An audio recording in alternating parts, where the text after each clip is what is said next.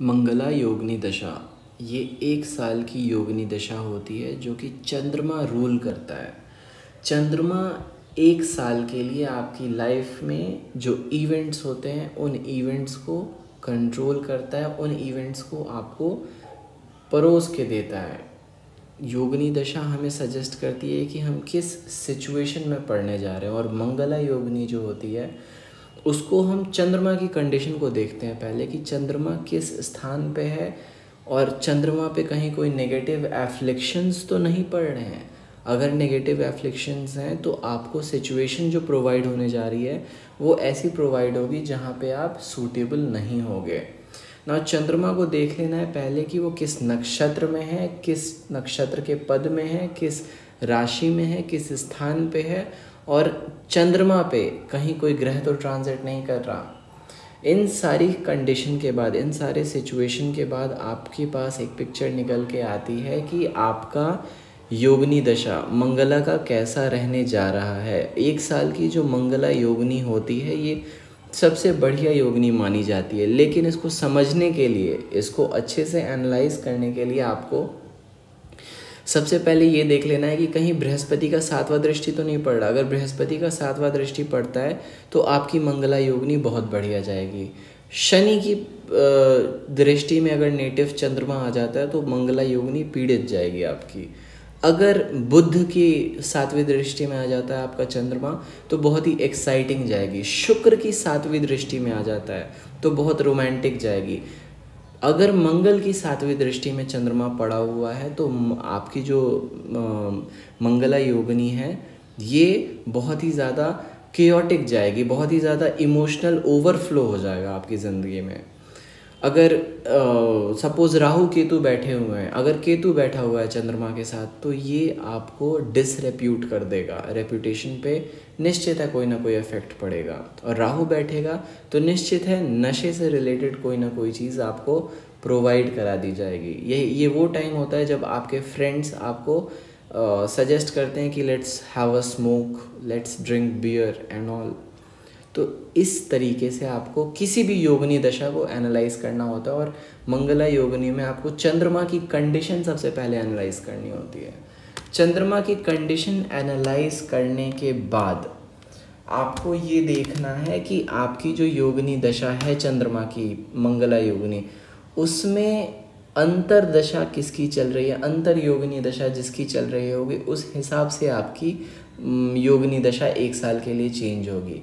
तो in general आपकी जो योगिनी दशा होती है मंगला, ये बहुत ही इमोशनल टाइम पीरियड होता है। आपको छोड़ के सब कुछ, आपको लोगों के इमोशंस समझ में आने का समय चलता है, आपके रेपुटेशन के रीस्ट्रक्चरिंग का टाइम चलता है। आप लोगों को ज़्यादा अच्छे से समझ पाते हो, इमोशनली ज़्यादा अच्छे से कनेक्ट कर पाते हो। आपकी ज़िंदगी में बहुत ही इमोशनल ओवरफ्लो आने का समय बन जाता है मंगला योगिनी। चूँकि चंद्रमा है और चंद्रमा जो होता है वो रूप का कारक होता है, तो इस समय आपको ब्यूटी प्रोडक्ट्स दिए जाएंगे कि लो यूज़ करो और आप फेयर बनो। फॉर एग्ज़ाम्पल हो सकता है आप बहुत मोटे हो और जैसे ही आपकी मंगला योगिनी चलेगी आप चले जाओगे जिम अपनी बॉडी को टोन करने के लिए। तो ये मंगला योगिनी की खास बात होती है। आप बहुत ही, आपको ऐसे ऐसे सिचुएशन मिलते हैं जहाँ पे आपको ब्यूटीफुल बनने के बहुत सारे उपाय बताए जाते हैं। हो सकता है आपका फ्रेंड हो, बोले कि चलो स्पा चलते हैं, चलो कहीं आपको हो सकता है सौना में ले जाए, हो सकता है आपको हेयर कट करवा दे आपका ले जाके। तो ये जो सिचुएशन है आपके साथ हो रही है, ड्रेसअप होने का, स्मार्ट दिखने का जो समय होता है, ये मंगला योगिनी दशा होती है। इस समय इंसान का जो आउटलुक होता है वो भले चेंज हो ना हो, लेकिन आपकी ज़िंदगी में सिचुएशन ऐसे आएंगे कि आपको चेंज करके रख देंगे। तो मंगला योगिनी चूँकि चंद्रमा की होती है तो पहले आपको चंद्रमा की पोजीशन, जैसे पहले स्थान पे है तो पहले स्थान पे आपको यूनिवर्स आपकी आइडेंटिटी प्रोवाइड कराता है। आपको पता चलता है कि आप कैसे दिखना चाहते हो। तो सपोज़ आपको कोई पोस्टर दिख जाएगा जिसमें आप अपने आप को देखते हो, ये वो टाइम होता है जब आप अपने को आइडेंटिफाई करते हो सोसाइटी में, किसी चीज़ से रिलेट करते हो। लोगों को रजनीकांत बनना होता है, सलमान खान बनना होता है, ये मंगला योगिनी की वजह से।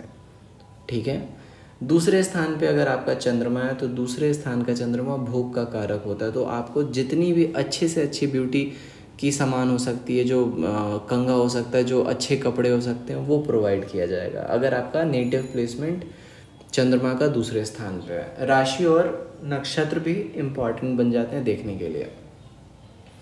चंद्रमा अगर तीसरे स्थान पे है तो तीसरा स्थान कंट्रोल का स्थान होता है, ज़बान का, बिहेवियर का, सिलेक्शन का, ऑप्शन का।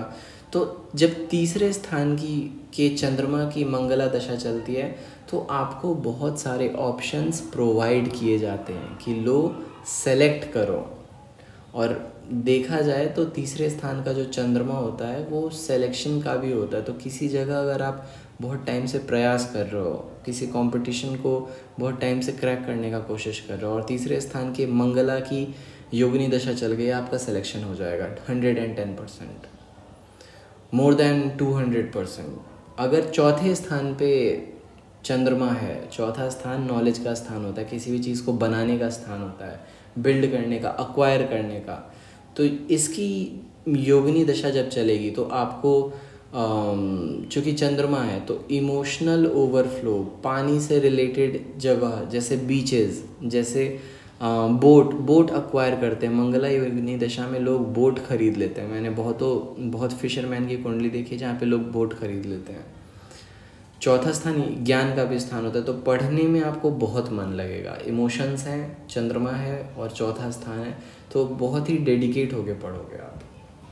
पांचवा स्थान का चंद्रमा सबसे रोमांटिक होता है और जब इसकी मंगला योगिनी दशा चलती है तो 1 साल के लिए आपको रिलेशंस मिलते हैं, लेकिन आपको सब्जेक्ट टू द कंडीशन कि आपका चंद्रमा कैसा पड़ा है आपकी कुंडली में। आपका चंद्रमा अगर छठे स्थान पे है तो कॉम्पिटिटिव बना देता है, आपकी हैबिचुअल वर्क को डिनोट करता है। तो आप बहुत ही ज़्यादा डेडिकेशन के साथ अपने रेगुलर वर्क को या फिर अपने प्रिपरेशन को करते हो, तो 1 साल का जो प्रिपरेशन आपका होगा वो बढ़िया चलेगा, वो बढ़िया तरीके से आपको रिजल्ट देगा। आप डेडिकेटेड होकर अपना काम करोगे।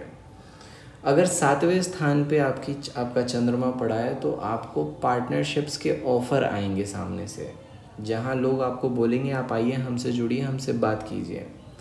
8वें स्थान पे अगर आपका चंद्रमा पड़ा हुआ है तो लोग आपको बुलाएंगे, आपसे बैठ के आपकी बातें सुनेंगे, लोगों को आपकी बातें पसंद पड़ेंगी और जितना बात करोगे उतना सुनेंगे लोग। 9वें स्थान पे अगर चंद्रमा है तो 9वां स्थान जवाबदेही का स्थान होता है, टीचर का स्थान होता है। तो अगर मंगला योगिनी दशा चलती है आपकी तो 1 साल के लिए आपको कंसल्टेंट, टीचर या फिर किसी को गाइडेंस का जॉब मिल जाएगा।